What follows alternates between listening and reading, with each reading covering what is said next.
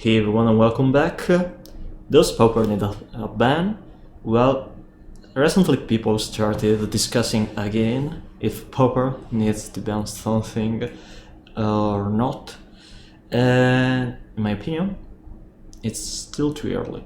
So we had Commander's Legends Baldur's Gate, and in a month will also legal Double Masters 2022. And for that reason, I think it's still early to talk about a ban in Pauper. Anyway, Pauper doesn't really seem to me that it really needs a ban. They've already banned a lot of cards from Affinity, and the metagame seems pretty stable. I mean, you can play as Tier 1, Lumen First, Familiars, Affinity, and maybe other decks. But currently, there's not a Tiger Zero deck. Okay, you can play Affinity, and it's still pretty broken and strong. You can play an aggressive role and a control-ish gameplay against basically all the metagame, but you still have negative matchups, and you can more or less have powerful sideboard options against Affinity. Well, you need to take in account that you need answers to munitions, to Blood Fountain, to Nerve Forcer, and maybe you also need a way to keep against Affinity card advantage. And for that reason, I think that you don't really want to ban, eventually, any other card from other archetypes. People seems to be complaining against Monarch.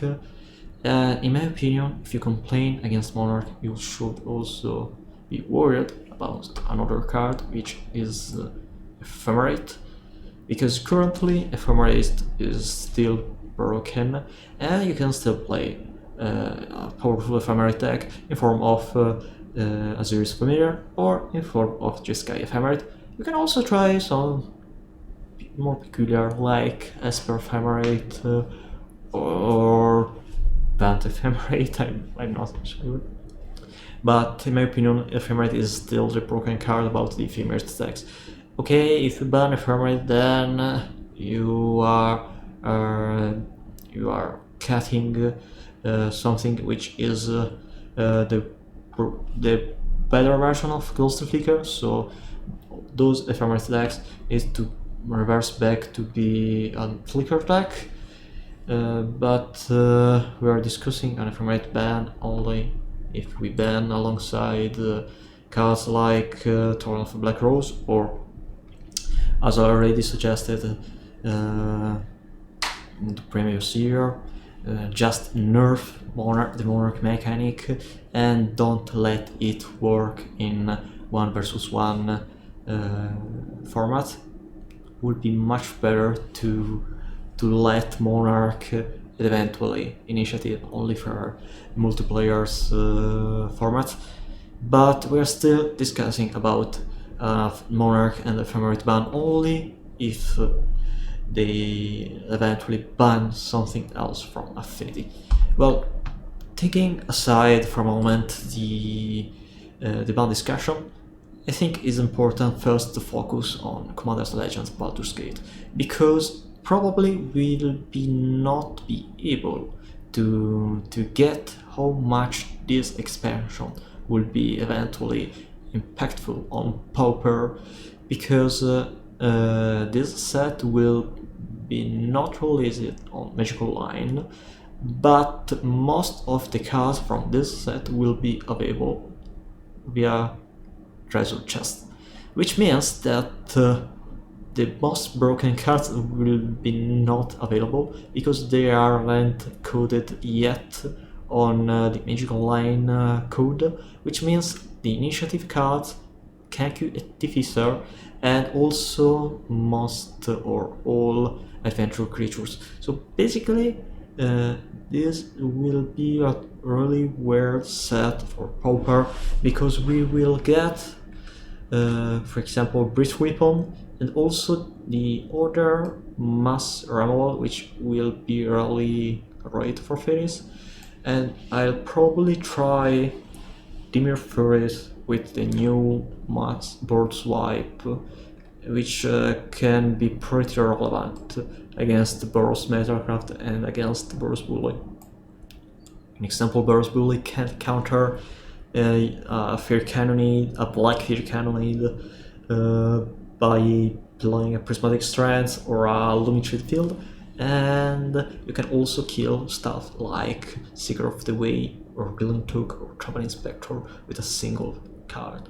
Yeah, it costs 4 mana, and I'm not even able to find it in this image, but I think that you have already in mind what that card is. Okay, Aims of Adder. Sorcery for mana with only 1 black mana, which means it's much easier to cast it compared to Evinka's Justice. Creatures target opponent, target player control gets -2/-2 until end of turn. So Evinka's Justice was costing 1 more black mana and also was dealing damage to all creatures and all players, so it's much worse compared to Alms of Adder, at least when it comes to just kill creatures.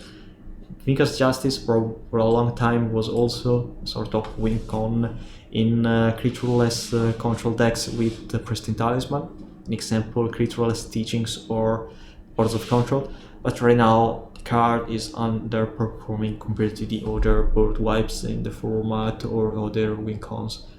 So Commander's Legends Baldur's Gate will be legal only on Pauper, basically, at least the initiative cards and the adventure cards, which means two things. First, I will not able to record or play on Twitch some builds that I already had in mind. Example, GU ramp, green white ramp with Avenging Hunter or either Cap or the other white initiative creature, the Snack, Vanishing Coils. Second thing, Pauper doesn't really matter when it comes to balance, only regarding the MTGO data. And the reason is pretty simple. It's much easier to get information on any format from the online metagames, because online you rarely have access to any data, at least from Wizards of the Coast perspective, and also you have more data.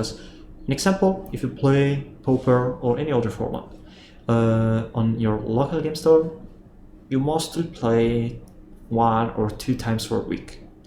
If you play on Magical Line, you can play something like 2 or more leagues per day. That means that's more data, regardless of how much is wider the player base of the format. So it's much easier for Wizards to get a grip on how the format is evolving from Magic Online or Magic Arena. Another important thing, I think, that you can get information from bigger events on paper, but those bigger events, they don't happen a lot compared to Magic Online. On Magic Online, there are something like 2 competitive events per week. I mean, the challenges. Sometimes you also get a major competitive event in form of the Showcase Challenge, Pretty Goose, or any other kind of similar event. That will be really tough for Pauper if they will not add those cards. I mean, at least from a competitive perspective, at least from having all the data, because just imagine, for example, not having stuff like the Monarch or Archomancer or Eternal Elementalist or Ephemerate or anything else in Pauper would be pretty wild, you know? I mean, not having stuff like Dispute, the Monarch, generally speaking, stuff that usually aren't printed in standard set, would be pretty weird, because modern set, modern Horizon 2, modern Masters, etc., Conspiracy, those sets were printed not having magical line or standard in mind. So why those decks? Why will not be able to have not the same thing, but yeah, a pretty similar thing this time? I think we will need initiative cards and Kanker Teaser, and the adventure creatures in Pauper will be pretty obvious to have them, and pretty weird to not have them. Anyway, I also think that it's still early to talk about ban, and eventually, if you still want to ban something from Pauper right now, my opinion is still to ban not something only from Affinity. And as you may remember, I think that we should ban the Artifact Lens from Affinity. Previously, when Chatterstorm was already legal, I was of the idea of banning Chatterstorm, Galvanic Relay, and the free Affinity card in form of Mirror Forcer, Sojourner's Companion, with 2 cost. Well, at that time, Blood Fountain, Deadly Dispute, and Recommerce Bargain, they weren't already legal, or they weren't played the deck. Right now, I think that leaving those cards would be pretty different. Probably will be better to just X the Artifact Lens, because, an example, you can just sacrifice a land when you don't have anything else relevant on the battlefield that you want to sacrifice with Dispute or Bargain. And maybe if you ban the Artifact Lens, you can unban stuff like Sojourner's Companion or Aetherg. But if you force Affinity to play a much fairer gameplay, then you probably also need or want to ban something from Fairies and Familiars, or Jeskai Ephemerate, because Familiars and Jeskai Ephemerate basically are the same deck, but Jeskai is just Familiar splashing red for Power Blast and Cleansing Wildfire.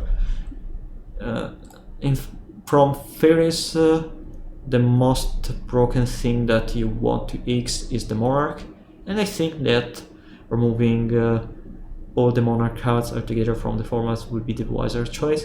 But I'm not thinking on banning the Monarch, I'm thinking more on nerfing the Monarch mechanic. Will be much easier to make Monarch working on only when you have 2 or more opponents, because you just need to reward the mechanic, not the card. Thorn Black Rose, just as wrote on it, you become the Monarch. But if the Monarch doesn't work when you have only 1 opponent, that's pretty easy. And then from an Ephemerate deck, which is the cards that do match, is Ephemerate. Ephemerate basically is a way to cheat mana, because with one mana white card, you just do the same thing as having 2 copies of Archmonster and a Gust of Liquor. But Gust of Liquor costs 3 mana, and Archmonster costs 4 mana, so basically you need an extra 7 mana to do something that you need with 5 mana Archmonster plus 1 copy of Ephemerate.